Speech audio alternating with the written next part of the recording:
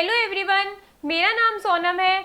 आज मैं आपको चाइल्ड डेवलपमेंट पैडागोजी करवाने वाली हूँ, जिसके क्वेश्चंस आपके सीटेट, एचटेट, यूपीटेट और एनटीटी और यूजीसी नेट के एग्जाम में आते हैं।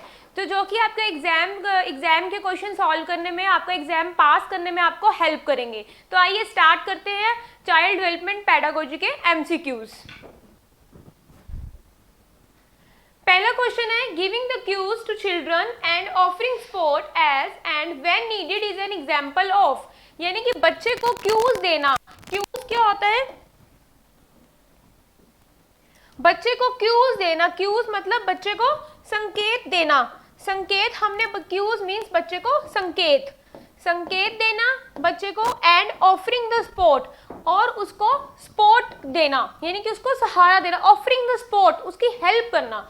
जब when needed is an example of, जब बच्चे को क्यूज की जरूरत होती है और उसको संकेतों की जरूरत होती है और उसको हेल्प की जरूरत होती है, तो इस चीज को, इस एग्जांपल को क्या कहते हैं? जो इसके नीचे जो चीजें दी हुई हैं, जो आपको ऑप्शन में दिया गया है, जब बच्चे को संकेत देते हैं या बच्चे की हेल्प करते हैं, तो इस चीज को क्या कहते हैं?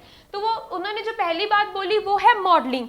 क्या इसको मॉडलिंग कहते हैं? नहीं। मॉडलिंग तो आपने सोशल लर्निंग की थ्योरी के अंदर पढ़ी, जिसके अंदर बोबोडॉल का एग्जांपल था। ठीक है ना। Social learning theory is given by Bandura. ये भी आपको पता होना चाहिए कि सोशल लर्निंग थ्योरी किसने दी थी? बंडूरा ने दी थी। और क्या ये मॉडलिंग है? नहीं, ये मॉडलिंग भी नहीं है। रीइंफोर्समेंट, क्या ये रीइंफोर्समेंट है? जब आप किसी को रीइंफोर्स कर रहे हो तो आप उसको कोई क्यूज नहीं दे रहे हो, कोई संकेत नहीं दे रहे हो, आप उसको कोई उसको सपोर्ट नहीं कर रहे हो, तो ये रीइंफोर्समेंट भी नहीं है। कंडीशनिंग, क्या ये कंडीशनिंग है? नहीं, ये कंडीशनिंग भी नहीं है। तो ये क्या है? ये स्कैफफोल्डिंग है। स्कैफफोल्डिंग का मतलब क्या होता है? हेल्प करना। और हेल्प तभी होती है जब आप बच्चे को क्यूज देते हो, संकेत देते हो, प्रॉम्प्ट करते हो। ठीक है ना। आपने जब, जैसे कि जो बच्चे सीटेट के एग्जाम की तैयारी कर रहे हैं, उन्होंने बीएड भी की होगी। ठीक है ना। तो बीएड में माइक्रो टीचिंग के अंदर सिखाया था ना कि प्रॉम्प्ट देना बच्चे को। प्रॉम्प्ट क्या होता है? संकेत देना। तो वही चीज है क्यूज। क्यूज को भी क्या बोलते हैं? संकेत देना। सपोर्ट मतलब हेल्प करना, तो उसे क्या बोला गया? स्कैफफोल्डिंग। स्कैफफोल्डिंग को क्या बोलते हैं? हेल्प। तो मेरे पहले क्वेश्चन का जो आंसर है, वो आंसर है बी, स्कैफफोल्डिंग, कि बच्चे को संकेत देना और उसकी हेल्प करना। जब बच्चे को जरूरत होती है तब उसको संकेत दिए जाते हैं, उसकी हेल्प की जाती है, तो इस चीज को क्या कहते हैं? इस चीज को स्कैफफोल्डिंग कहते हैं। ठीक है। Which of the following theories, while viewing children as creative seekers of knowledge, emphasize the influence of social culture contents of their thinking? देखो इस पूरी स्टेटमेंट में जो उसने बात करी, influence of social culture. Social culture का मतलब होता है सामाजिक और सांस्कृतिक, सामाजिक और संस्कृति।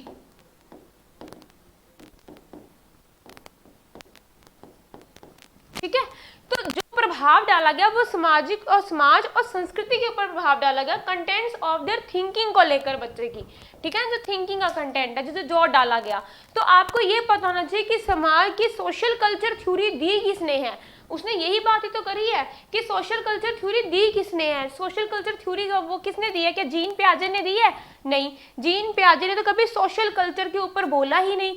उसने तो हमेशा डेवलपमेंट के ऊपर बोला।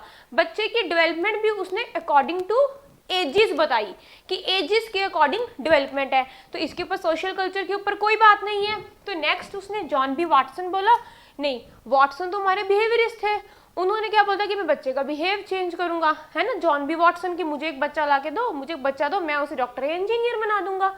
यानी कि बच्चे के बिहेव को मॉडिफाई करेंगे, चेंज करेंगे। तो जॉन बी वाटसन भी नहीं है। ठीक है, ये भी नहीं है।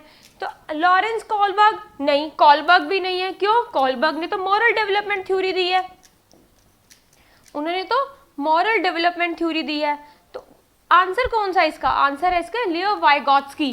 वाइगॉत्स्की इसका राइट आंसर है। क्यों? वाइगॉत्स्की ने ही अपनी थ्योरी में सोशल कल्चर के बारे में बात की है। वाइगॉत्स्की की थ्योरी ही सोशल कल्चर को लेकर फेमस हुई। पहले वाइगॉत्स्की कॉग्निटिव थ्योरी दी थी वाइगॉत्स्की ने, लेकिन वो फेमस किससे हुए थे? वो फेमस सोशल कल्चर थ्योरी से हुए थे। उन्होंने सोसाइटी के ऊपर इन्फ्लुएंस जोर डाला था। तो इसका जो राइट आंसर है, राइट आंसर है क्वेश्चन नंबर 2 का जो राइट आंसर है वो है C. C is the right answer, Vygotsky है इसके। ठीक है,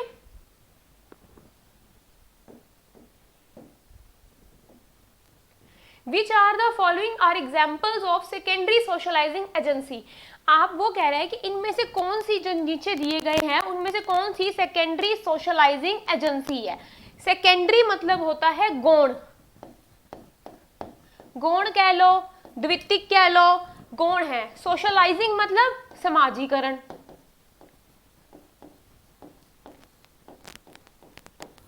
एजेंसी में एजेंसी जो है, ठीक है ना।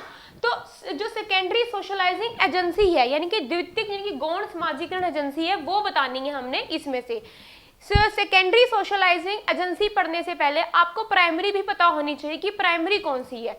प्राइमरी जो है वो आपकी फैमिली है, क्योंकि बच्चा एकदम पैदा होते कोई स्कूल में नहीं चला जाता, वो पहले परिवार के कांटेक्ट में आता है, उसको एक फैमिली मिलती है, तो वो क्या है? परिवार, फैमिली उसका प्राइमरी है।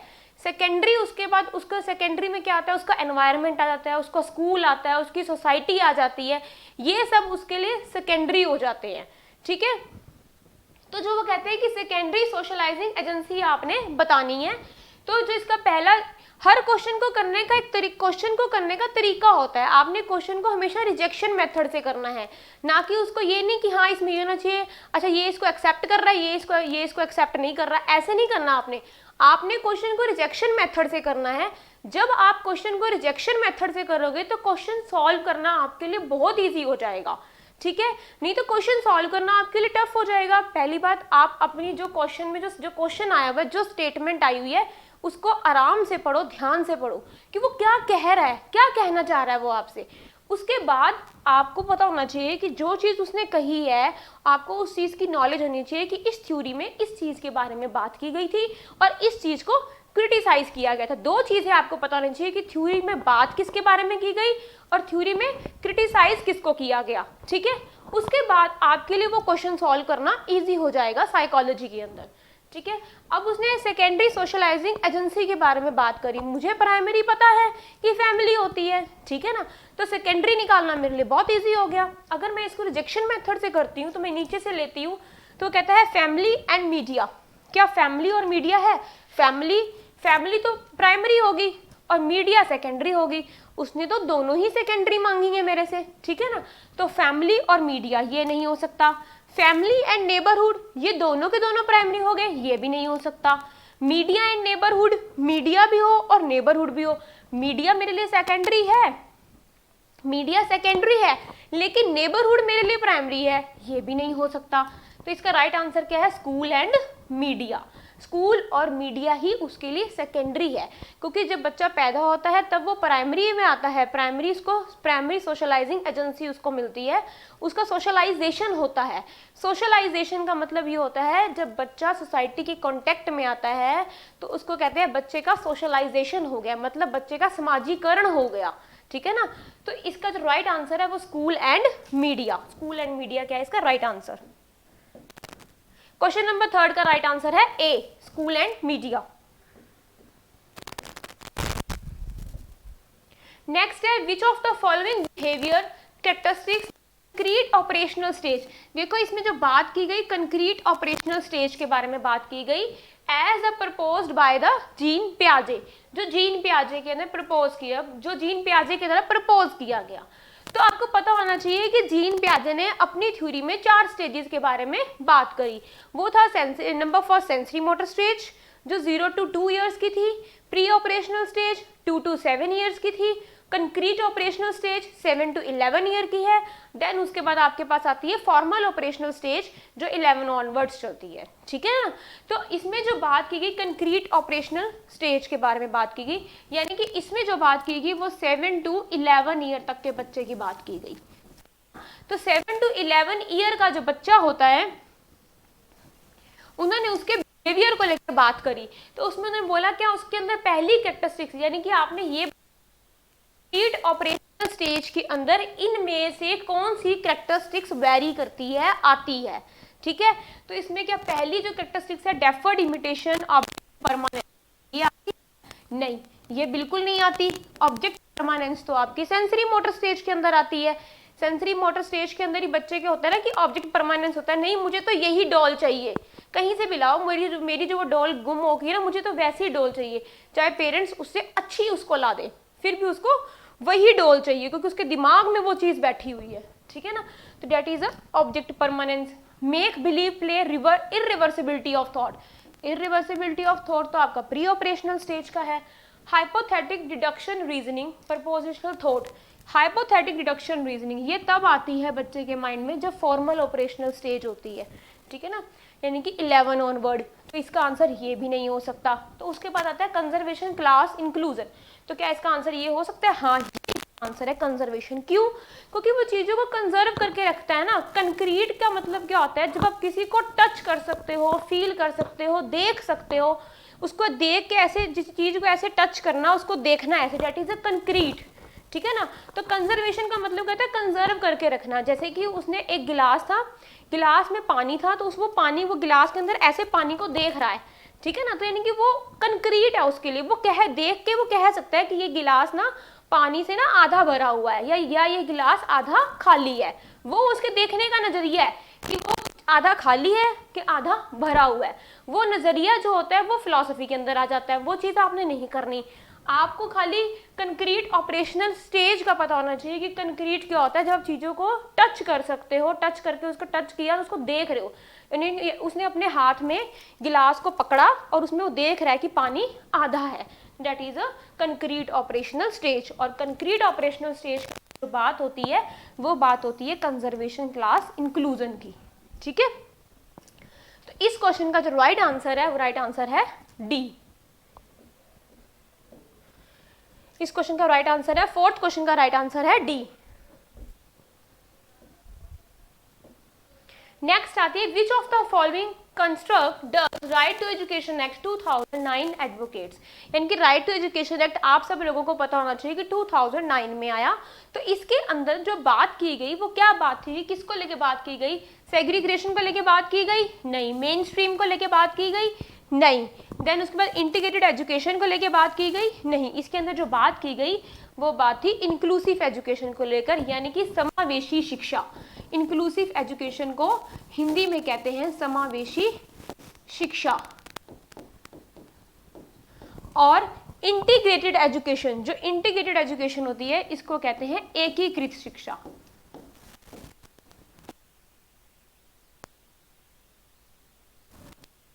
तो इंक्लूसिव एजुकेशन के बारे में बात की गई ना कि एजुकेशन फॉर ऑल, सबके लिए एजुकेशन कर दो, ठीक है ना। इसके अंदर ही बात की गई 6 to 14 ईयर्स के बच्चे के लिए क्या होता है, एजुकेशन फ्री कर दो, फ्री एंड कंपलसरी एजुकेशन जो आया था, है ना।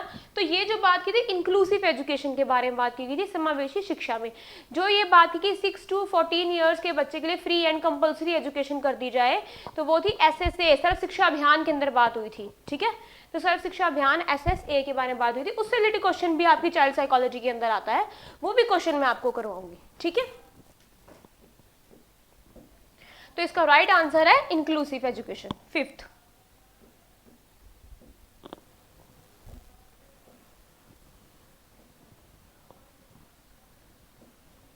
नेक्स्ट है problem solving abilities can be facilitated bye.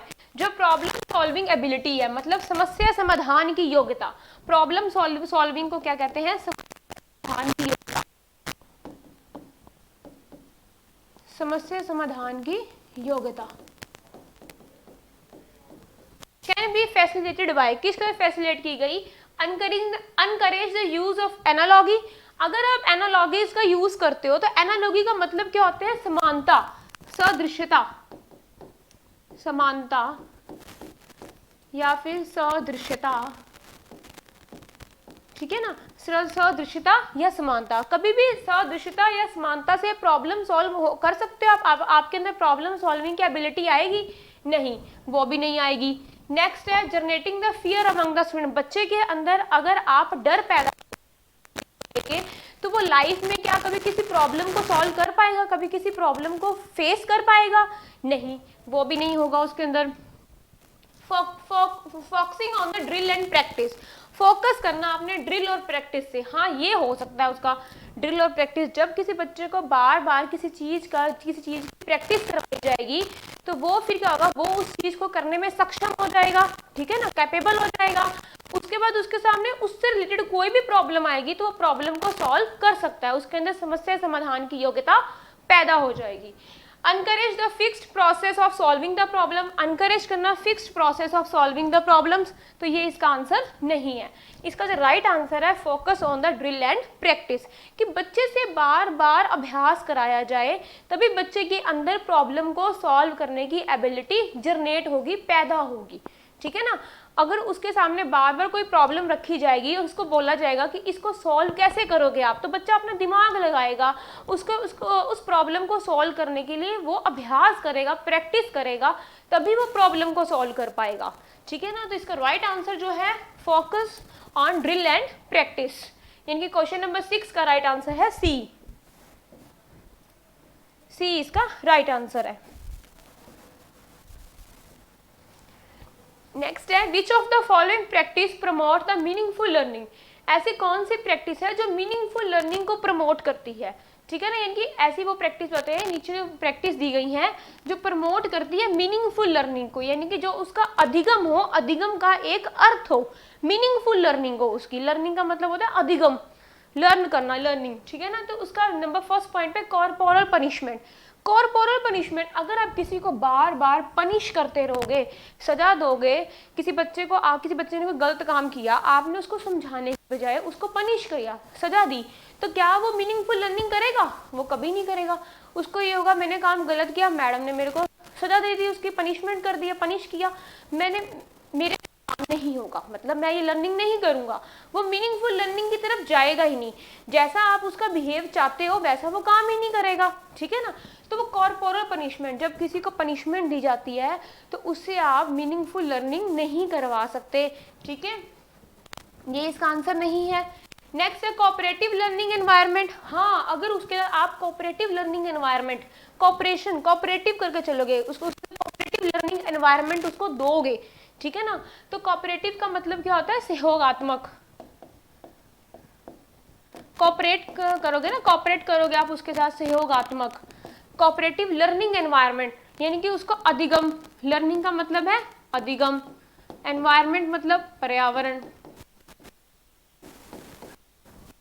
Environment दोगे जिसके साथ आप उसके साथ कोऑपरेटिव यानी कि कोऑपरेशन करके चलोगे उसके साथ, ठीक है। Continuous and the comprehensive evolution. Continuous का मतलब होता है सतत, लगातार, सतत को कहते हैं लगातार। एंड कॉम्प्रिहेंसिव,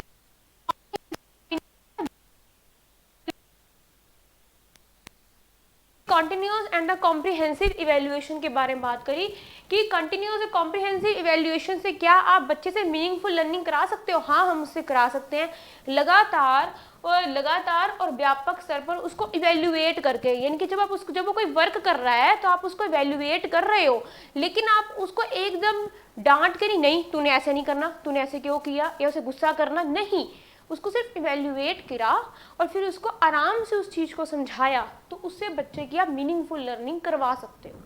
नेक्स्ट है कांस्टेंट कंपैरेटिव एजुकेशन। नहीं, कंपैरेटिव एजुकेशन से तो कभी भी नहीं होता। कोई कंपैरेटिव का मतलब होता है तुलना,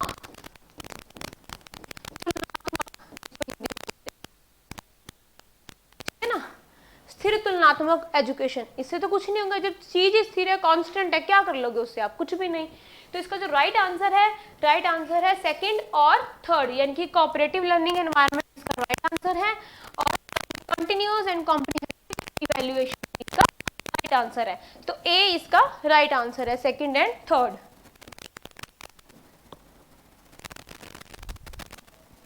नेक्स्ट है during the classroom discussion a teacher often pays more attention to boys than girls, this is an example of. जब वो कहते हैं क्लासरूम में जब डिस्कशन चल रहा होता है तो टीचर जो होती है गर्ल्स के मामले में ज्यादा, वो लड़कियों से ज्यादा लड़कों की तरफ ज्यादा ध्यान देती हैं डिस्कशन में। जब क्लासरूम डिस्कशन चल रहा होता है किसी टॉपिक को लेकर, तो इस एग्जाम्पल को क्या कहते हैं, जेंडर रेलेवेंसी कहते हैं? नहीं। Gender consistency? नहीं। Gender identify? नहीं, कोई जेंडर आइडेंटिफाई थोड़ा ना कर रहे हैं कि ये वो ये थोड़ा ना पहचान रही है कि लड़का है कि ये लड़की है, नहीं। वो क्या कर रही है, जेंडर बायस, वो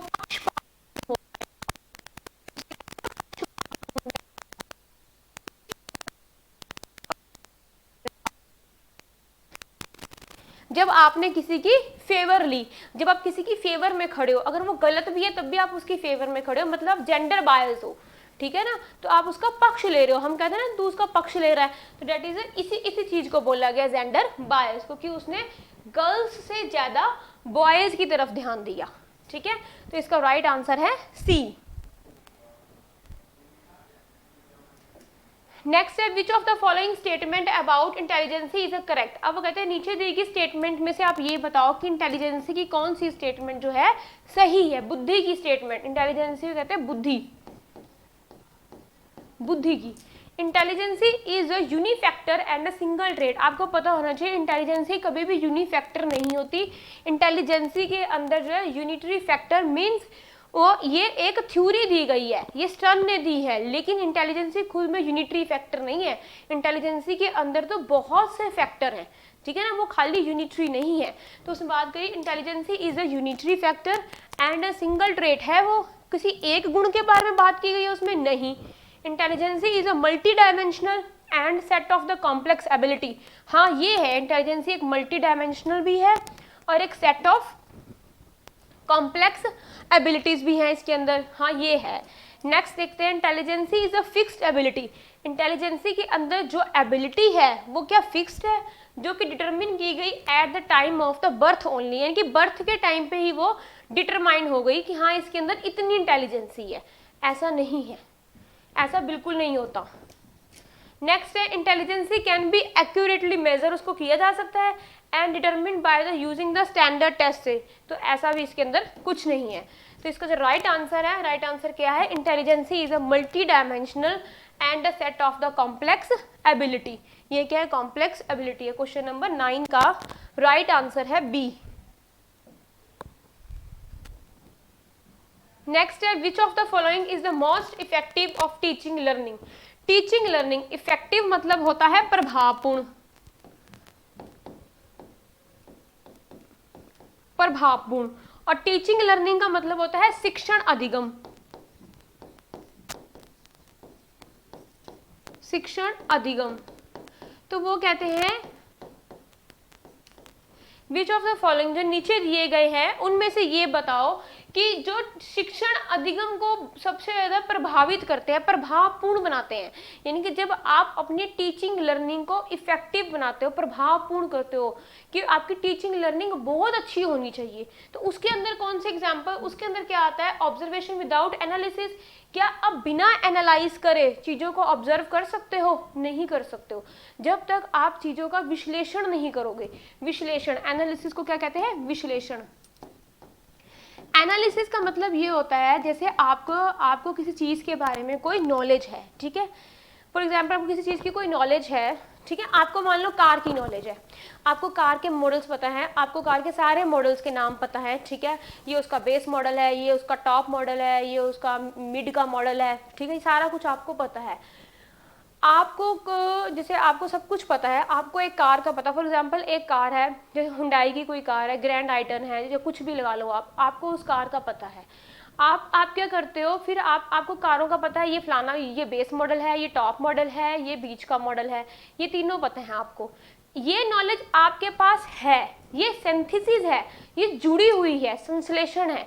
आपने क्या करना है, आपको कोई कार परचेज करनी है, तो आप इसके लिए क्या करोगे, कारों की नॉलेज जो आपके पास है आप उसको एनालाइज करोगे, तोड़ोगे, विश्लेषण करोगे कि फलानी कार में इतनी एवरेज आती है, फलानी कार की इतनी एवरेज है, फलानी कार में ये वाला फंक्शन है, उस कार में ये वाला फंक्शन नहीं है। तो आप इस चीज़ों को एनालाइज करोगे। तो विदाउट एनालाइज करे आप किसी भी चीज़ को ऑब्जर्व नहीं कर सकते हो, ठीक है ना।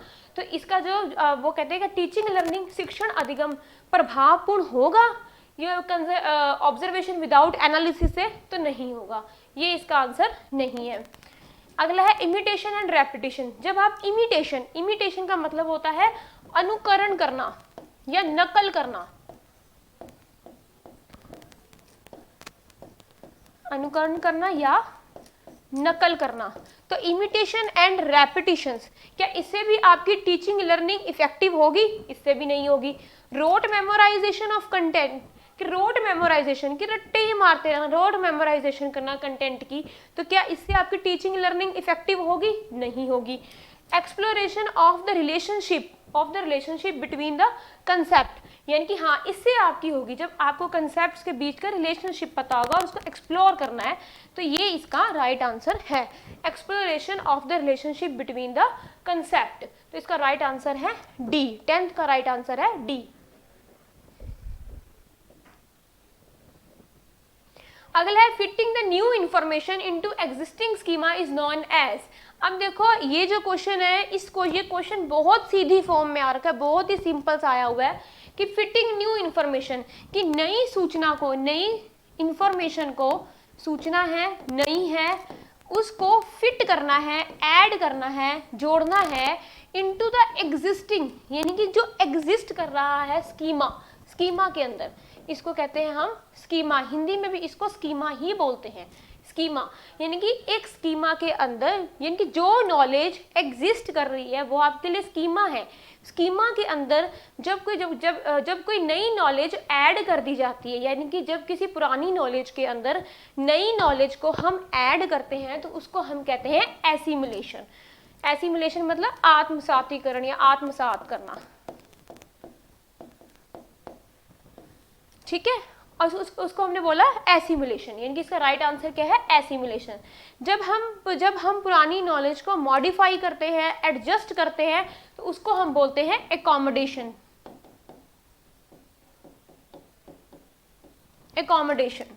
एसिमुलेशन और एकोमोडेशन से ही क्या होता है? इक्विलिब्रेशन, ठीक है ना।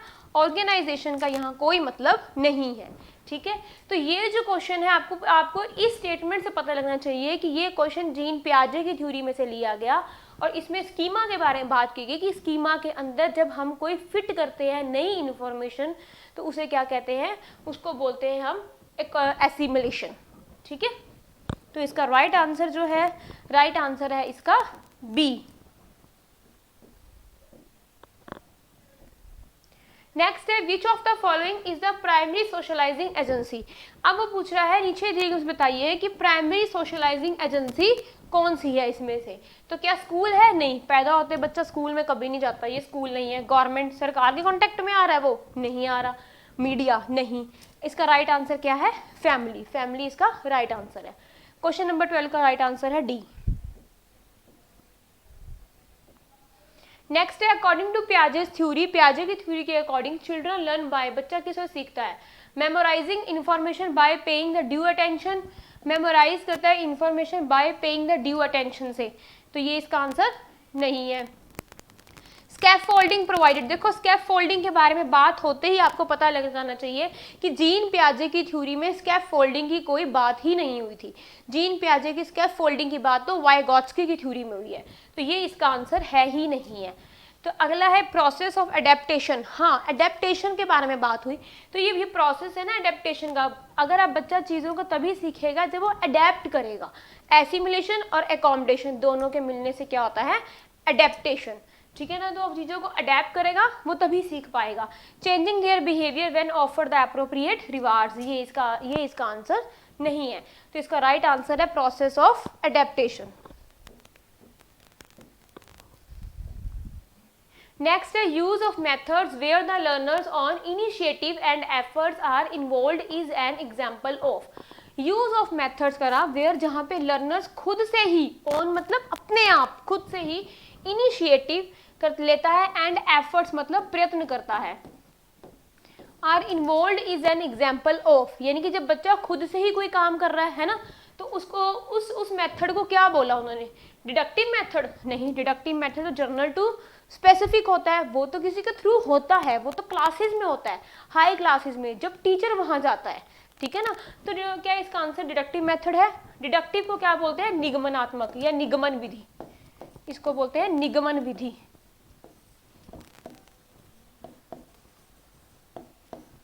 तो क्या डिडक्टिव मेथड इसका आंसर है? नहीं। लर्नर सेंटर्ड मेथड, हाँ ये इसका आंसर है, आंसर हो सकता है। ट्रेडिशनल मेथड, ये भी नहीं है। ट्रेडिशनल मेथड कैसा था हमारा? टीचर पढ़ती थी, बच्चा सुनता था, ये हमारा ट्रेडिशनल मेथड था। ट्रेडिशनल मेथड तो पहले हमारा क्या था? टीचर सेंटर्ड अप्रोच थी वो हमारी। टीचर सेंटर्ड अप्रोच के बारे में तो कोई यहाँ बात ही नहीं हुई है, ठीक है। इंटरपर्सनल इंटेलिजेंसी, इसके बारे में भी कोई बात नहीं हुई है इंटरपर्सनल के बारे में। तो इसका राइट आंसर क्या है? लर्नर सेंटर्ड मेथड, ये इसका राइट आंसर है, learner centred method.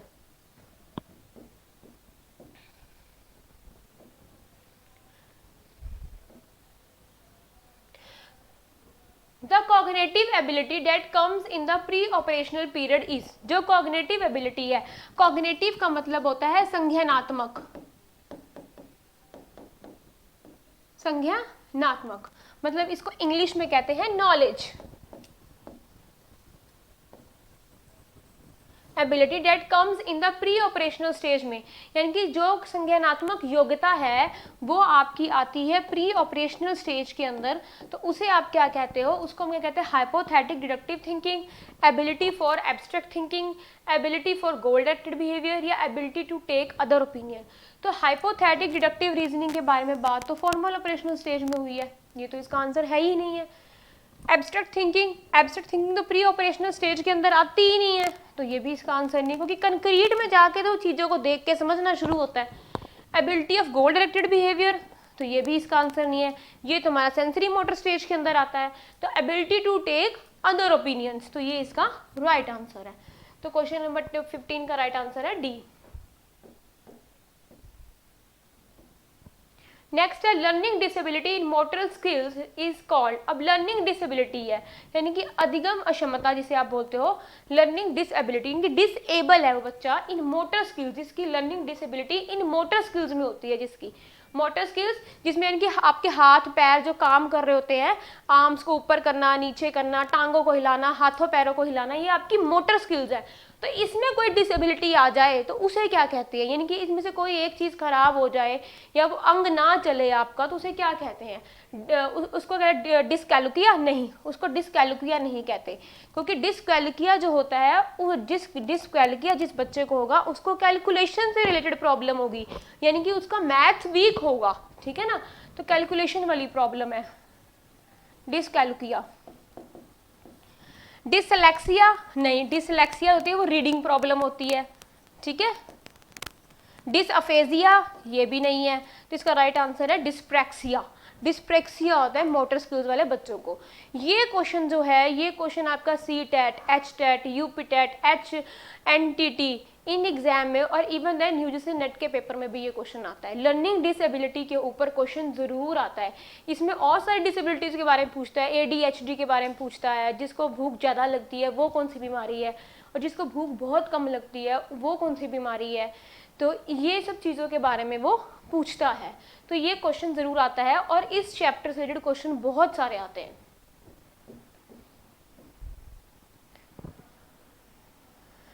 Which one of the following assessment statement is true? इनमें से कौन सी स्टेटमेंट है, जो नीचे दी गई स्टेटमेंट में से कौन सी स्टेटमेंट है जो कि सच है, ठीक है। तो उसने बात करी the formative assessment summarize the development of learners during at a time interval, यानी कि जो फॉर्मेटिव असेसमेंट होती है समराइज करी जाती है development of learner during a time interval. एक टाइम इंटरवल दिया गया, उस टाइम इंटरवल के दौरान ही जो बच्चे की समराइज डेवलपमेंट जो असेसमेंट हुई उसको उसने बोला कि वो फॉर्मेटिव असेसमेंट है।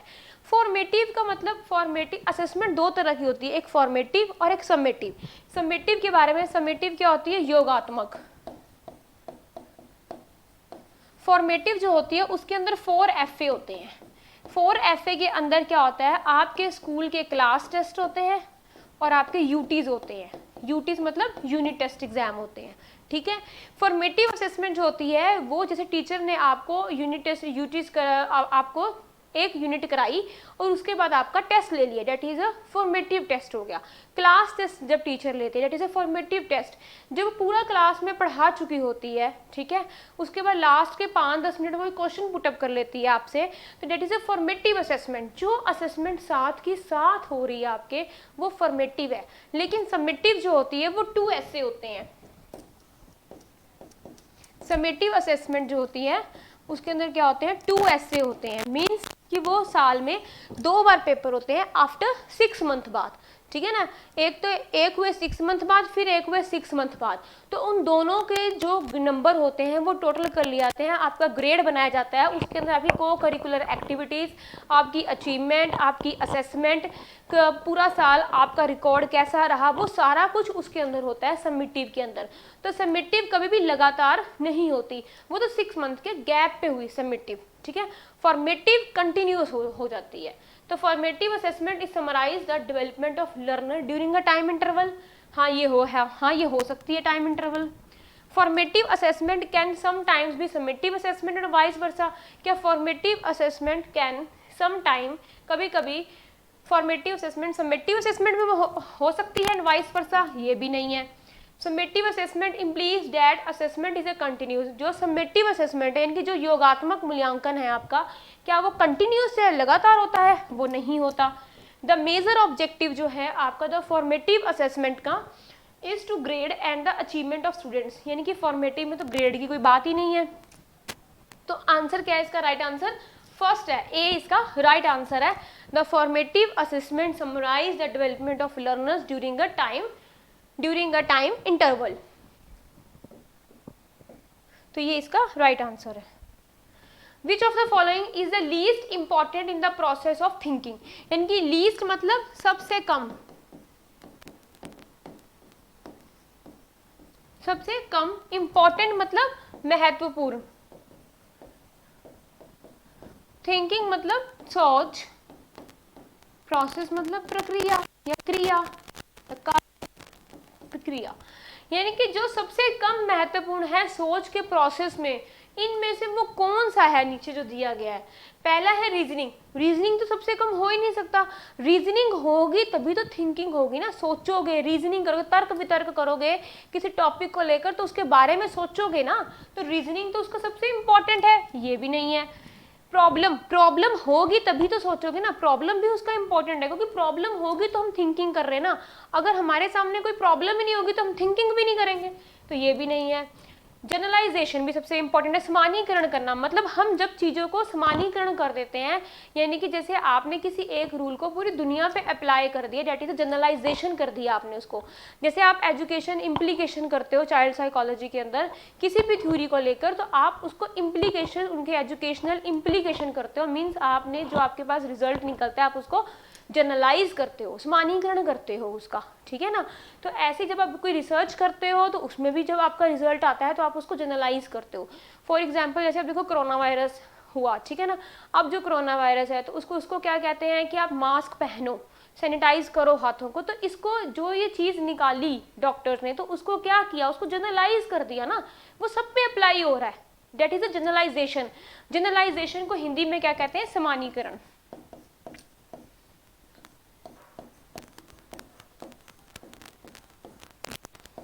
ठीक है, नेक्स्ट है मेमोरी। हाँ इसका राइट आंसर है मेमोरी, याद होगी चीजें तभी तो हम थिंकिंग करेंगे ना, तो इसका राइट आंसर है ये याद है। याद क्योंकि कम है, क्योंकि ये सबसे कम महत्वपूर्ण है, मेमोरी जो है सबसे कम महत्वपूर्ण है। मेमोरी में चीजें तो याद है लेकिन हम थिंकिंग थोड़ी ना कर रहे हैं। ऐसे तो मुझे हजारों चीजें याद है तो मैं हजारों के बारे में थोड़ा ना सोचना शुरू कर दूंगी, ये तो नहीं ना होता। जैसे मुझे अब नेट के टॉपिक्स की नॉलेज है, सीटेट की है, तो सीटेट की साइकोलॉजी पढ़ा रही हूँ उसका पता है, तो इसका मतलब ये थोड़ा ना मुझे सीटेट के सारे जो टॉपिक्स हैं उनकी नॉलेज है, तो ये थोड़ा ना कि मैं हर टाइम बैठ के उन्हीं को मेमोरी कर रही हूँ, उन्हीं को मेमोराइज कर रही हूँ, ऐसा नहीं है। तो ये जो मेमोरी है वो सबसे कम महत्वपूर्ण इंपॉर्टेंट प्रोसेस ऑफ थिंकिंग के अंदर है। नेक्स्ट है the social expectations of every stage of development is known as. हर एक स्टेज की जो डेवलपमेंट होती है उसकी अपनी एक सोशल एक्सपेक्टेशंस होती हैं, उसको क्या कहा जाता है? ठीक है, हर बच्चे की सोशल एक्सपेक्टेशंस होती हैं। 1.5 साल के बच्चे की कुछ होती है, 2.5 साल के बच्चे की कुछ है, 3 साल के बच्चे की भी सोशल एक्सपेक्टेशंस होती हैं। तो हर एक स्टेज पे बच्चे की सोशल एक्सपेक्टेशंस होती हैं, यानी कि सामाजिक आशाएं जिसे आप बोलते हो। तो वो कहते हैं वो विकास को, उस विकास को फॉर एवरी स्टेज पे, जो हर एक स्टेज पे बच्चे की, यानी कि हर एक अवस्था में, जब बच्चा 2 साल का है तो वो भी उसकी एक स्टेज है, जब वो 2.25 साल का हुआ तो वो भी उसकी एक स्टेज है। तो तो उस स्टेज पे जो उसका विकास हो रहा है उसको क्या कहते हैं? Development of tunes? नहीं, उसको ट्यून नहीं कहते। Development of types? उसको टाइप्स भी नहीं बोलते। Development of task? हाँ, उसको डेवलपमेंट ऑफ टास्क बोलते हैं। यानी कि डेवलपमेंट ऑफ हैजर्ड्स, उसको डेवलपमेंट ऑफ हैजर्ड्स भी नहीं बोलते, वो डेवलपमेंट ऑफ टास्क है उसका। ठीक है, तो इसका राइट आंसर है सी।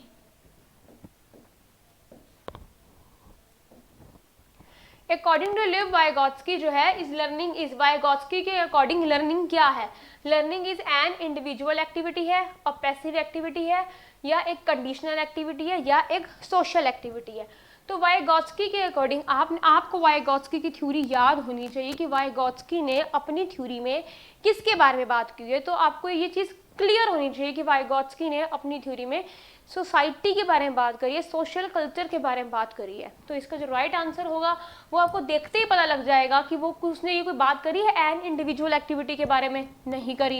एन पैसिव एक्टिविटी के बारे में भी उसने कोई बात नहीं करी, और कंडीशनल एक्टिविटी के बारे में भी उसने कोई बात नहीं करी। उसने बात करी है सोशल एक्टिविटी के बारे में। तो ये वाइगोत्स्की की थ्योरी के अंदर था। तो इसका जो राइट आंसर है डी। डी जो इससे है इसका राइट आंसर है। आज हमने सीटेट से रिलेटेड बहुत सारे क्वेश्चंस किए जो आपके स्टडी के पॉइंट ऑफ व्यू से, पेपर के पॉइंट ऑफ व्यू से बहुत इंपॉर्टेंट है। ठीक है, अगर आपको ये वीडियो अच्छी लगी है तो प्लीज़ लिख कर बताओ, और लिख कर आप मुझे बताओ, कमेंट करो कि आपको ये वीडियो कैसी लगी है। अगर आपको ये वीडियो अच्छी लगी है तो मैं आपके लिए इससे रिलेटेड, चाइल्ड साइकोलॉजी से रिलेटेड और भी क्वेश्चंस लेकर आऊँगी, ताकि जो आपके पेपर में आपको हेल्प कर सके पेपर पास करने में। Okay, thank you.